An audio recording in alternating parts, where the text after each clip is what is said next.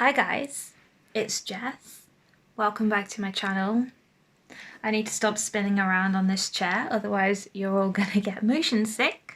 And this is my book addiction tag video. So I've nicked this idea from Curly Top Reads. Thought I want to get involved in that. Yeah, we're gonna find out if I'm a book addict. I'm gonna find a little bit about my book reading habits. So without further ado, let's jump straight into the questions. I apologise for the really bad lighting. It is really dark and it's only 3 o'clock, but it's raining. So lighting isn't great. If I turn the big light on, then I just look orange. So we're gonna go with this. I've got a light on over there and I've got the computer screen glaring in my face, but that's post.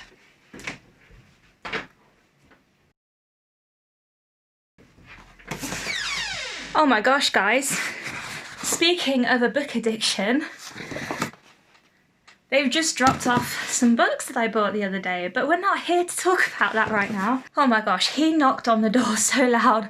My heart is just like, I hate it when people do that. I really need to get a new doorbell. Anyway, yeah, we're gonna jump into the questions now. I can't even remember what I was saying. So the first question is, what is the longest amount of time you can comfortably go without picking up a book? So right now, I've been in a bit of a reading slump. So I've probably been going about a couple of days without picking up a book, and I'm fine with that.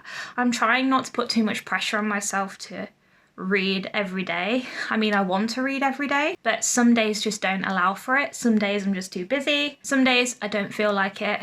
So I'm really out of breath. Yeah, a couple of days probably. I don't know, like if my mood doesn't allow for it, then I'm not going to force myself to read anymore. I'm just not here for that. So a couple of days. Question 2 is, how many books do you carry on your person, physical or on a device, at any one time? So I don't carry physical books with me anywhere unless I'm like going on holiday. I don't carry a bag around with me, so I don't have physical books on me, but I do have various apps on my phone. I have Audible, so I've got audiobooks that I can listen to if I want to. And obviously I have Playbooks and Kindle and NetGalley. So there's 3 different apps there where I could read books on my phone if I want to. So I don't know, like I've got an endless amount of audiobooks and an endless amount of ebooks in my libraries that I need to get to. So I'm not even going to try and count how many books I have on my phone, but it's probably 100 or so. Question 3 is, do you keep every book you buy/receive, or are you happy to make space for more? I don't keep every book I buy. I only really tend to keep books now if I really, really like them. I am a book hoarder, so I could very easily just keep every single book that I buy, but I don't have a lot of space. I currently only have 1 bookshelf. It's full already. I don't have a lot of space to put books, which is why my boyfriend's getting very annoyed with me that I keep buying books. But now I'm a little bit more strict with myself, and I think, you know, if I didn't enjoy the book that much, if I didn't really care for it, get rid of it. If it's a book that I bought from a charity shop, I generally tend to just give them back to the charity shops when I've read them. If I really, really like the book, if it's one of my absolute favourite books, then yeah, I will keep them. And if books are gifts, like if I've received books for Christmas or my birthday, I tend to keep them just because I feel bad for like giving them away because somebody, you know, spent their money on that thing for me. And then I do have a few books that I haven't read, but they're just like editions of Dracula that I've been collecting, and I don't need any more editions of Dracula, but I want more editions of Dracula. So yeah. Question 4 is, how long would you spend in a bookshop on a standard visit? So generally I would probably spend about half an hour, maybe an hour in there. It depends what I'm doing that day. If I have anywhere to be, it depends who I'm with. Generally, if I'm with someone, I don't spend that long because they normally aren't a bookworm like me and they don't want to be there. So, but I could be in there all day if I really wanted to. But I try to force myself to get out after an hour because of that very reason, that I would just end up in there all day. But I haven't been to a bookshop for a very long time. Actually, no, I tell a lie. I did go to Waterstones a few weeks ago, which was the first time I'd been in the city centre in a long time. And obviously with the whole pandemic going on and all of the social distancing that we're doing, it just didn't feel as nice being in there. I don't know, like I don't enjoy being in shops anymore right now. So hopefully when things die down, I'll go back and it'll be a bit more like it used to be. We'll see. Question 5 is, how much time per day do you actually spend reading? Right now, no time at all. No, I've still been reading over the last 2 weeks, just not as much as I normally do. Again, it really depends on what I'm doing. Like if I'm at work, or, you know, if I'm making videos, or if I have other things to do, like running errands. It does vary, but I try to spend at least half an hour to an hour reading every day. Sometimes that's all in one go. Sometimes I split that up into sprints. Sometimes I could spend ages reading, like if the book's really good or if I haven't got anything else to do. But yeah, generally I try and spend at least 1 hour every day reading. But lately it's been nothing, like reading's been non-existent.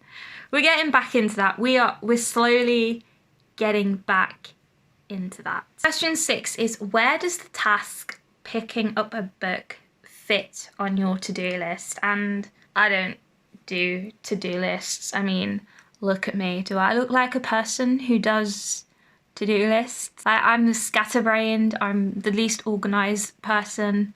I'm only organised with all these videos at the minute because I'm in lockdown and I don't have anything else to do. I try to prioritise reading, but sometimes I can't prioritise reading. So I generally tend to do everything else that I need to do first before I read, because if I sit down and read, I am not getting back up again to do the things I need to do. If I wake up and I have to do all the house chores and I have to go to work and I have to, you know, edit a video after, I will do all of that first.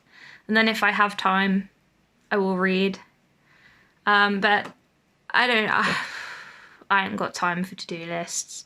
I like to live in the moment. I like to wing it. I like to be disorganised and chaotic, because frankly the alternative is really boring in my opinion. Question 7 is, how many books do you reckon you how many books do you reckon you own in total? You can include ebooks. I have no idea. I mean, I'm looking at my shelf right now and I think I did count them at one point and it was just over 100. But then I do have books that are not on my shelves, like the new books that I just received in the post. And there's some books down there and there's some books in there. So I don't know. I don't know how many books I own, but it's over 100. And then ebooks, again, probably 100 or so. I don't know. I'm not going to count them for the sake of this video. And I don't really want to know. I want to live in the state of denial that I don't actually have that many books that I need to read and that I'm actually amazing at smashing through my TBR, when in reality that's not true at all. Question 8 is, approximately how often do you bring up books in conversation? If it's just me and my boyfriend at home, then I talk about books all the time, and I think he actually wants to leave me. All I do when he's with me is I read and I talk about books and I ask him to buy me books for Christmas, and he has to live with the fact that I have books scattered everywhere. But if I'm with somebody else, I generally don't talk about books unless they're a bookish person, you know, unless they're an avid reader like me.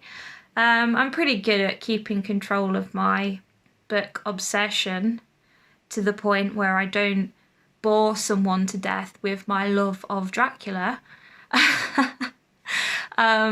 So not often, but often enough that my boyfriend wants to kill me, probably. Question 9 is, what is the biggest book you have finished reading? So that's regarding the page count, and I don't actually know. I haven't really read any big books in a long time. I'm trying to read The Priory of the Orange Tree, and that's a very big book, but I don't know how many pages that is because I'm listening to it on audio. I think probably one of the biggest books I have read would be like Breaking Dawn by Stephanie Meyer. That was a big chunky book. I think that was like 800 pages. And then obviously Deathly Hallows by J.K. Rowling. If you count A Storm of Swords by George R. R. Martin. So I've got that book, but it's split into 2 in the UK. So it's one book, but it's in 2 parts. And that book, I think, comes up to, together, they're like over 1,000 pages. So maybe that one. I don't know. I don't read big books that often, but I would like to. I'm just really intimidated by most of them. Question 10 is there a book you had to get your hands on against all odds? Searched bookstores, online digging, stalk an author.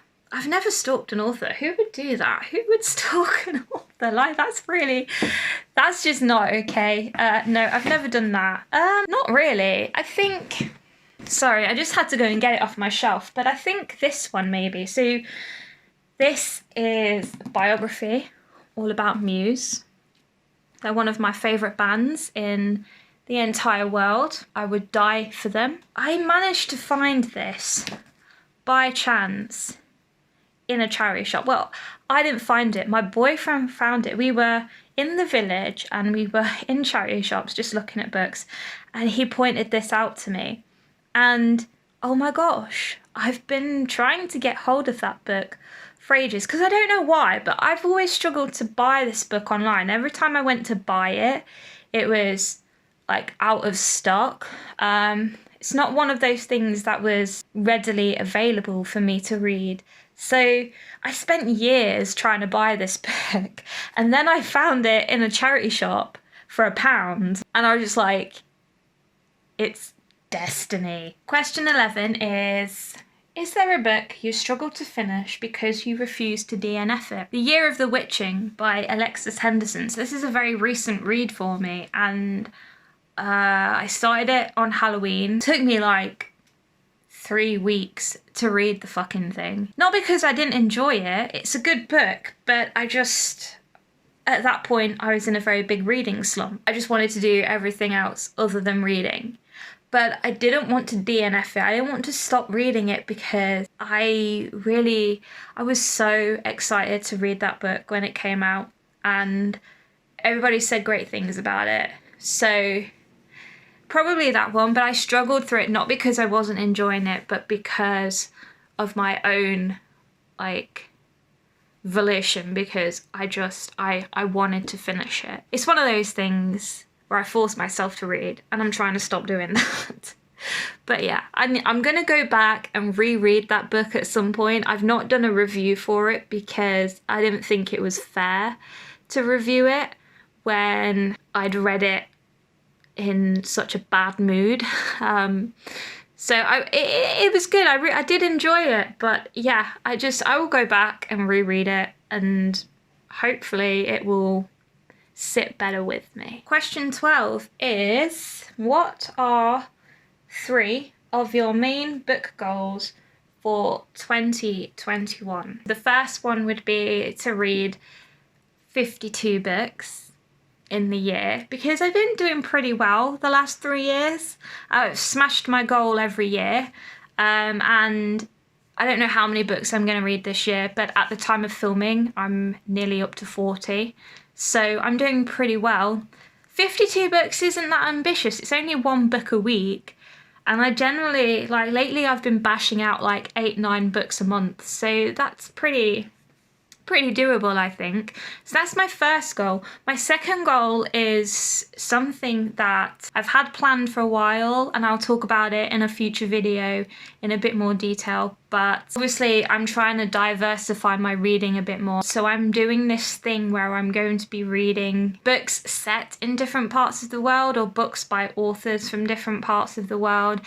And I want to read like 24 of those. I will talk about that in another video, but that's another goal that I have. And then my third goal would be to not put so much pressure on myself to read, because I know I'm doing BookTube and I know I have my Instagram. I want to I want to read as much as I can so I can talk to you guys as much as I can about books and share recommendations and things like that. But at the same time, I don't want to be doing it to the point where I don't enjoy it anymore.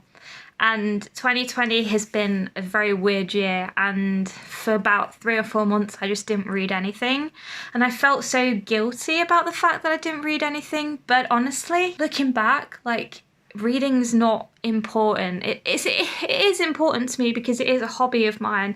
I love doing it and it helps with my mental health, but it's not the end of the world if I don't read, if I don't reach my goals, if I don't, read this many pages in a day, if I don't read as many books as someone else. So I want to be a bit more relaxed about reading and not take it so seriously, because it does suck the enjoyment out of it.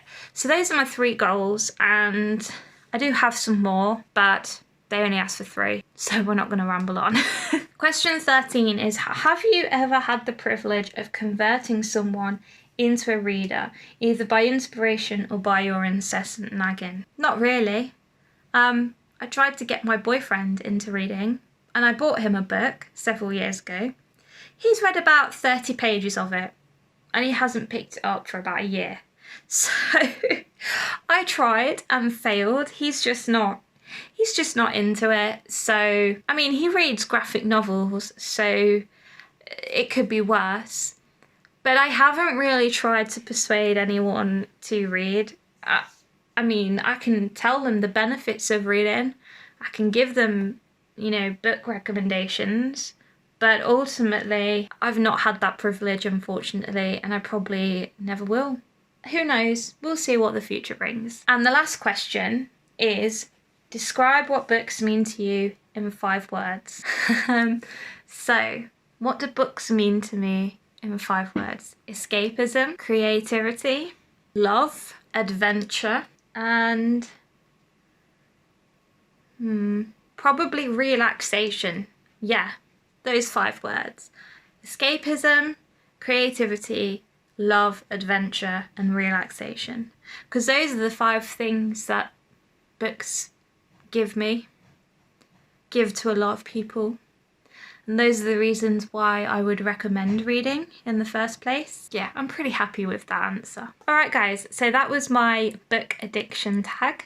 Feel free to make your own video if you want to. I would be more than happy to tag you right now so you can go and do it. Feel free to link me to your videos when you've made them, because I'm always up for watching more stuff. I will put the questions in the description box down below for you guys, so they're all there, you don't have to go and find them. And I'm gonna wrap this video up here. Thank you so much for watching. Please leave a cheeky thumbs up if you like this video. Please subscribe to my channel so you can see more videos from me in the future, and I will see you all in another video very soon. Bye guys.